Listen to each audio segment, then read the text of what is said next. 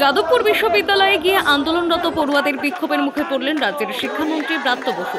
শিক্ষামন্ত্রী অধ্যাপকদের সংগঠন web Cooper বৈঠক সেরে বিশ্ববিদ্যালয় থেকে বেরোচ্ছিলেন। সেই সময় শিক্ষামন্ত্রীর গাড়ির চাকার হাওয়া খুলে দেন পড়ুয়ারা। গাড়ি থেকে নেমে পড়ুয়াদের সঙ্গে কথা বলার চেষ্টা করায় তার সামনেই চলতে থাকে বিক্ষোভ। ওঠে চোর চোর এবং গো ব্যাক স্লোগান। পরে মন্ত্রীর গাড়ি এবং সঙ্গে থাকা দুটি পাইলট কারে ভাঙচুর চালানো হয়। মন্ত্রী জানান, কাচের টুকরো গায়ে লেগে তিনি আহত হয়েছেন। চিকিৎসার জন্য তাকে নিয়ে যাওয়া হয় SSKM হাসপাতালে। পড়ুয়াদের বিক্ষোভ থেকে রেহাই পাননি অধ্যাপকরাও।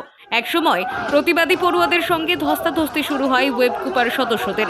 যাদবপুরের অধ্যাপক তথা ওয়েব কুপার সদস্য ওম প্রকাশ মিশ্রকে লাঠি হাতে তাড়া করেন বাম এবং অতি বাম সংগঠনের কয়েকজন পড়ুয়া।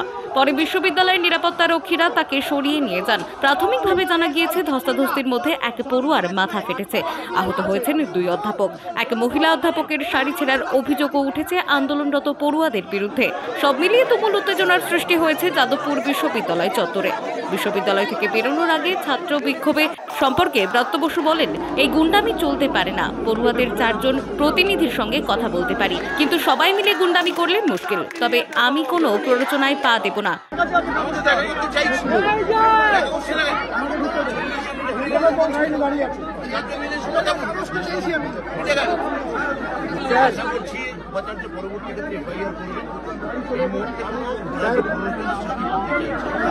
যারা এগুলি করছেন তাদের বিরুদ্ধে উপাচার্য পদক্ষেপ গ্রহণ করবেন।